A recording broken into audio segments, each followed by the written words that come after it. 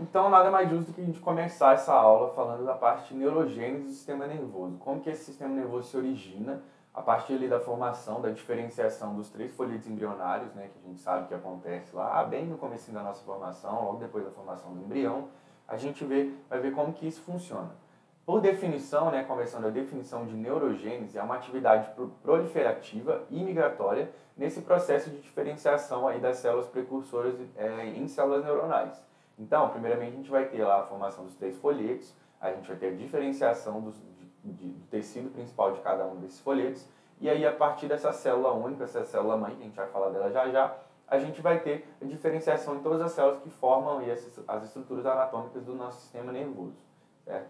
Então, a gente vê lá, ó, na parte embriológica, a partir da diferenciação dos 3 folhetos embrionários, que acontece ali na 3ª semana, mais ou menos, a gente vai ter a formação da endoderma, da ectoderma e da mesoderma, certo? A ectoderma, né, por sua vez, ela vai originar ali a placa neural, que depois vai se desenvolver ali no tubo neural, né, vai acontecer o processo de invaginação, de fechamento daquele tubo, tá? Vai formar o suco neural e, conforme ela se fechar, ela vai originar 2 estruturas principais, a crista neural e o tubo neural. Esse tubo neural, ele vai originar o sistema nervoso central, que vai ser o encéfalo e a medula. E essa crista neural, por sua vez, vai formar o sistema nervoso periférico, que vai ser os gânglios paravertebrais e as vísceras e os nervos, certo? Vamos entender agora como que isso acontece. Só ali coloquei para ilustrar para vocês, naquela imagem mais à esquerda lá, a gente tem ali a diferenciação em 2 folhetos embrionários, né? Depois surge a mesoderma, então ali o amarelinho, o endoderma, o vermelhinho, a mesoderma, e o azulzinho, que é o que interessa para a gente aqui, que é a ectoderma, que vai originar os tecidos nervosos, né? Então, ali na imagem da direita, a gente tem ali esse processo de invaginação, né, que acontece. A partir dele, a gente tem aquele círculozinho vermelho ali, que se chama notocorda, que é uma parte do tecido da mesoderma, que vai dar origem à coluna vertebral. Então, da onde que vem a coluna vertebral? Vem da notocorda, que é formada a partir da mesoderma. E aí o azulzinho, que é a parte de cima, que é a parte que interessa pra gente, que é formada a partir da ectoderma. Essas células ali vão ter uma alteração de morfologia, de conformação, para formar essas estruturas que eu acabei de falar, que é o tubo neural e a crista neural, que vão originar as estruturas que eu acabei de citar para vocês.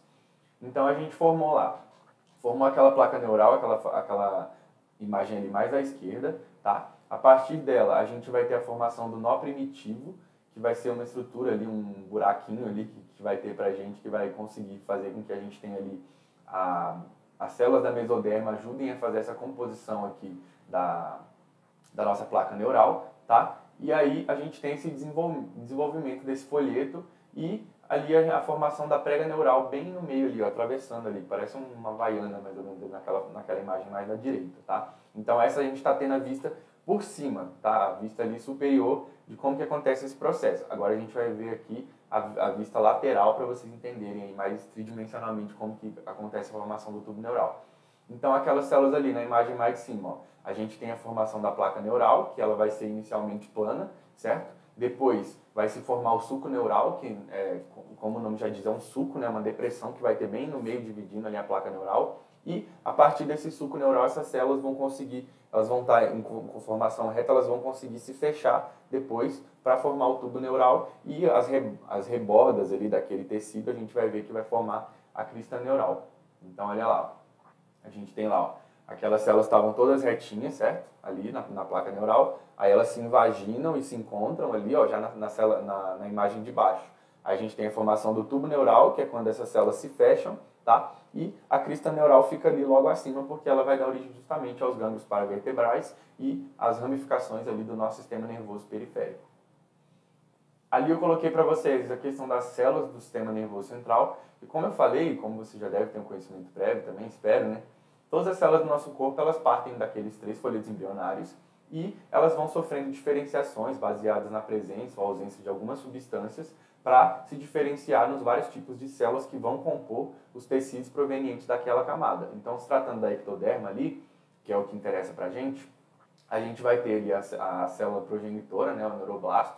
Ele vai se diferenciar nos 3 tipos celulares ali, que na árvore ali, genealógica dessas células, vamos dizer, né, a gente vai ter a formação lá embaixo dos astrócitos, né, dos oligodendrócitos, e das células nervosas. Então a gente tem essa linhagem aí da célula nervosa para a formação dos diferentes tipos de células que vão compor esse sistema. Na parte do tubo neural, a gente tem que entender uma lógica. Como que se diferencia essas células do tubo neural? Como que a célula sabe que ela vai virar a célula do encéfalo? Como que ela sabe que ela vai virar uma célula da medula, por exemplo? Né? Porque a gente tem ali que, inicialmente, ele é um tubo, né? Ele é mais ou menos esse formato aqui. Então, não tem diferenciação, não tem... Como que ela sabe? A gente sabe que, morfologicamente, essa diferenciação acontece por conta da presença de algumas substâncias que vão indicar para aquela célula qual linhagem daquela ali que eu acabei de mostrar para você elas têm que seguir.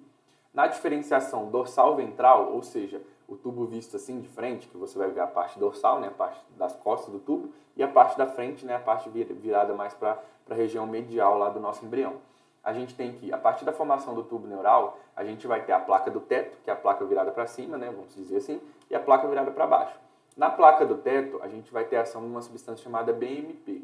Essa substância BMP vai indicar para aquela célula progenitora lá, neural, né, que ela tem que se diferenciar em um neurônio sensorial. E a placa do assoalho, né, a placa que fica para baixo, ela vai, com a ação daquela substância ali que se chama SHH, né, ela tem um nome complexo, mas a gente coloca só a sigla, ela vai indicar para aquelas células que elas têm que se diferenciar em neurônios motores. Então, se você lembrar da formação, né, da secção transversal da coluna, né, da nossa medula, da nossa medula vertebral, vocês vão lembrar, e a gente vai falar bastante também na aula, que a nossa porção dorsal da medula, ela é a porção ali que liga todas as células voltadas para o sistema sensorial, desde a parte de dor até a parte de tato, né? E a parte ventral, né, a parte mais anterior da nossa medula, ela vai ser a ligação ali, ela vai fazer a conexão e redirecionamento de todas as vias voltadas para o sistema motor. Essa diferenciação da medula em posterior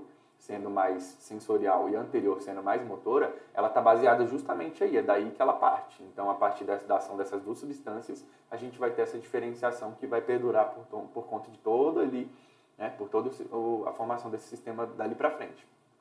Já na diferenciação rostral-caudal, que significa o quê? Rostral, a parte mais de cima, vamos dizer, né? Então, se for analisar o meu corpo rostral-caudal, a minha parte rostral é a minha cabeça, a minha parte caudal é lá a parte para baixo dos meus pés. É a mesma coisa, aquele tubo inicialmente é um tubo fechado, não tem nenhuma diferenciação. Aí, a partir da diferenciação rostral-caudal, ou seja, crânio e caudal, a gente vai ter a diferenciação do que vai virar cérebro e do que vai virar medula. Por isso que tem que ter essa diferenciação também. Então, a gente tem a formação do tubo neural, aí, a partir dele, a gente tem ali a proliferação aumentada das células ali, principalmente do prosencéfalo, que vocês vão ver já o que é isso. Aí, aquelas três substâncias ali, a folistatina, a noguina e a cordina, vão fazer com que essas células ali do prosencéfalo se diferenciem nos neurônios da glia, tá? E ela também podem ter ação de uma célula chamada BMP, que vão favorecer ou inibir a diferenciação dessas células. Já na parte caudal, a gente vai ter outros estímulos de outras substâncias, que a gente nem compensa a gente trazer aqui, porque dificilmente vai ser cobrado isso, mas a partir da parte caudal a gente vai ter a diferenciação dessas células nos neurônios da glia periférica. Então a gente tem que ter essa diferenciação justamente para definir depois o que vai ser sistema nervoso periférico, medula, e o que vai ser sistema nervoso central lá na parte do prosencéfalo, das estruturas que a gente conhece do cérebro como sendo o cérebro mesmo. Aí a gente falando mais de um neurônio, né, a gente precisa entender quais são as alterações morfológicas ali daquela célula, daquele neurônio, o que precisa acontecer com ele para ele se desenvolver em um neurônio saudável e funcional. Na parte ali, da parte de diferenciação, a gente tem que ter aquelas células ali, ela tem que ter uma alteração morfológica no sentido de aquela célula começar a expressar ramificações dendríticas, aumento do seu corpo, né, aumento do soma do neurônio, e um prolongamento do axônio, né, para que ele consiga estabelecer conexões com outros neurônios. A parte bioquímica, aquela célula vai começar a realizar uma produção de enzimas sintetizadoras de neurotransmissores, né, já que a gente sabe que os neurotransmissores são sintetizados ali no próprio neurônio, né, que utiliza aquele neurotransmissor, e tem que fazer a expressão de proteínas também, que serão ali os canais iônicos, né, para que consiga fazer a transmissão sináptica, né. Sem canal iônico a gente não consegue realizar essa transmissão. E na parte funcional, a partir dessas alterações que eu citei para vocês, aquela célula neuronal vai conseguir exercer suas funções ali de neurônio propriamente falando. Na parte da glia, as alterações morfológicas que a gente tem para que a glia possa se tornar uma célula funcional vai ser uma diminuição dos trios radiais, vocês vão entender já já o que isso significa, e a expressão de dendritos ali, principalmente nos astrócitos, né, já que a gente sabe que os astrócitos um astrócito pode ramificar várias células ali dentro do sistema nervoso central.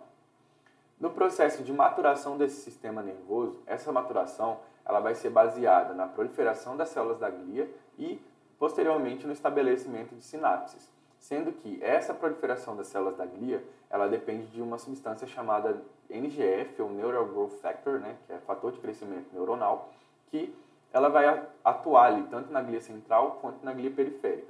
Na glia central, ela vai fazer com que essas células da glia se tornem astrócitos e oligodendrócitos, enquanto que na glia periférica, aquela ação do NGF vai fazer com que essas células se tornem ali as nossas células de Schwann.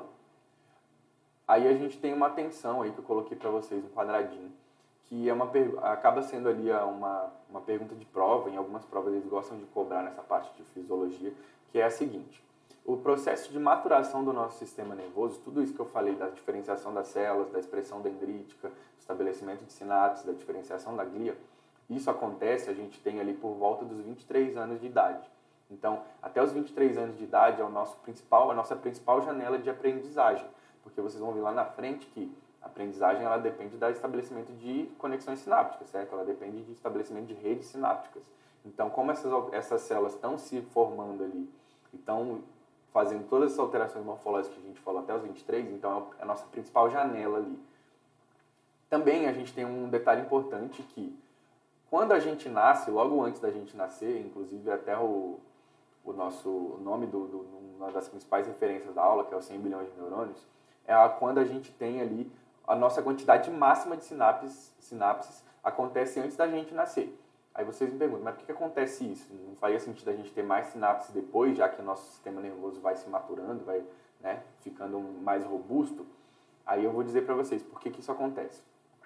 Quando o nosso sistema nervoso está se desenvolvendo, ele tem que meio que atirar para todo lado, vamos dizer assim. Então ele não sabe muito bem quais daquelas conexões que ele está formando ali no processo de desenvolvimento daquele bebê, ele não sabe quais daquelas conexões vão ser utilizadas, qual que vão chegar lá, qual que não vai, qual que vai realmente se estabelecer. Então é como se ele atirasse para todo lado, tá? Aí a partir do momento que a gente nasce, a gente tem um processo chamado poda neural, né? Ou poda sináptica, que é o seguinte: a partir da interação daquele ser, né, daquele bebê que nasceu com o mundo externo, a gente tem o estabelecimento das redes sinápticas, das redes de conexões sinápticas, que realmente vão ser utilizadas, tanto para fazer controle motor, percepção, controle sensorial e tudo mais. Então, a partir daí, todas as sinapses que não estão sendo utilizadas, elas não vão ter mais a ação daquele NGF, tá? Principalmente no sistema nervoso central, e elas vão morrer. Então, se cair uma questão de prova para vocês, qual é o momento de vida de uma pessoa durante o desenvolvimento que ela tem maior número de sinapses? Vocês vão falar logo antes dela nascer, né? No final da gestação. Porque depois que ela nasce, começa esse processo de poda sináptica, que vai fazer com que apenas as sinapses realmente de qualidade, que vão comunicar alguma coisa que seja útil para o funcionamento daquele ser humano, sejam mantidas. Aí eu coloquei para vocês, isso é uma questão também que cai muito em prova, sempre cobram isso daí. Então, dá uma pausa depois, eu vou citar para vocês, mas dá uma pausa depois, copia, faz um post-it, faz o que você quiser, mas leva isso daqui para sua prova, porque isso vai ser perguntado ou diretamente, ou indiretamente, ou os dois, tá? Então, leva para sua prova. A gente tem que, a partir da formação do tubo neural, a gente vai começar a ter o desenvolvimento daquelas células, e ele vai ser um desenvolvimento assimétrico, no sentido de que vão ser formadas algumas câmaras, né, câmaras que vão se desenvolver mais, então vocês vão ver ali que a parte mais rostral, né, como a gente falou, a parte rostral vai se desenvolver mais, a parte caudal vai se desenvolver menos, porque a parte caudal vai ser ali, depois as estruturas da medula e do sistema nervoso periférico. Então, vão ser formadas ali 3 câmeras principais que a gente tem, né, que a gente consegue observar morfologicamente, que vai ser o prosencéfalo, o mesencéfalo e o rombencéfalo. Essas vão ser as 3 principais. Do prosencéfalo vai se originar o telencéfalo e o diencéfalo, tá? Do mesencéfalo ele vai continuar como mesencéfalo mesmo, e do rombencéfalo a gente vai ter o metencéfalo e o mielencéfalo. Essas estruturas, posteriormente, com o processo de divisão e de maturação do sistema nervoso central, elas vão se transformar em outras estruturas que são as estruturas finais ali. O telencéfalo, ele vai fazer a parte ali de composição dos hemisférios cerebrais, então do córtex mesmo, né, da massa cerebral que a gente conhece, até classicamente ali nos livros, né, a parte que a gente enxerga por fora. O diencéfalo vai formar ali o tálamo e as outras estruturas do diencéfalo. O mesencéfalo vai fazer também a parte ali do encéfalo médio, que a gente vai ver como são essas estruturas. O metencéfalo vai formar a ponte, o cerebelo, e o mielencéfalo vai formar o bulbo, certo? Então, leva para a prova de vocês, vê, dá uma decorada, tá? E ali a gente tem na imagem do lado direito as cavidades que estão sendo relacionadas a isso.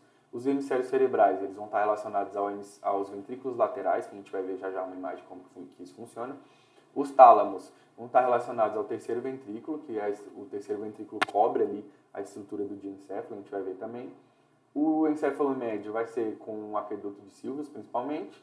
A ponte e o cerebelo com a parte superior do quarto ventrículo e o bulbo com a parte inferior do quarto ventrículo, tá? Essa parte da correlação com as câmaras geralmente não é muito abordada, mas essa parte de quais as estruturas iniciais ali, que é o prosencéfalo, mesencéfalo, rombencéfalo, e quais as estruturas elas originam, é muito cobrado em prova. Então, leva isso para a prova de vocês que vai ser cobrado. Aí a gente tem a divisão, a correlação ali para vocês terem uma correlação mais visual, né? Lembra que eu falei que a aula vai estar bem mastigadinha, então eu vou até ser meio repetitivo às vezes, mas só para vocês terem o máximo de associação possível. Então a gente tem o nosso prosencéfalo, que vai vir lá o telencéfalo e o diencéfalo, aí o nosso mesencéfalo continua como mesencéfalo, né, nominalmente falando, e o nosso rombencéfalo ali, que vira o metencéfalo e mielencéfalo, aí tem as cores ali para vocês terem essa associação anatômica aí de onde que vai surgir cada uma dessas estruturas. Aqui tem uma imagem que eu coloquei para vocês, só para a gente entender por que são formados os giros e os sulcos cerebrais, né? A gente vai ver mais na frente quais são os principais, né? Como que eles se dividem ali, as estruturas principais do sistema nervoso. Mas, caso caia, ou caso seja perguntado para vocês indireta ou diretamente como que isso acontece, é porque a gente tem que o processo de desenvolvimento volumétrico, né? A massa nossa do nosso sistema nervoso central, principalmente a massa encefálica, ela se desenvolve muito mais que o tamanho do nosso crânio. Então, é como se o nosso crânio se desenvolvesse do tanto que a nossa massa encefálica se desenvolve, a gente precisaria ter uma cabeça gigantesca. E todo mundo parecia aqueles Funko Pop. Por quê? Porque é muita massa. Então, como o nosso crânio se desenvolve menos do que a nossa massa encefálica, ela começa a se invaginar, se amassar, né? Para você conseguir caber ela ali dentro. É mais ou menos como se eu precisasse colocar uma folha de papel aqui dentro da minha mão. Se você colocar ela inteira, vai ficar sobrando um monte de coisa. Mas se você amassar ela bem amassadinha, aí ela cabe dentro da minha mão. Então, é a mesma coisa do cérebro. Então, por que a gente tem formação de sulcos e giros? Porque a nossa massa encefálica se desenvolve mais em volume do que o desenvolvimento do volume da nossa caixa craniana.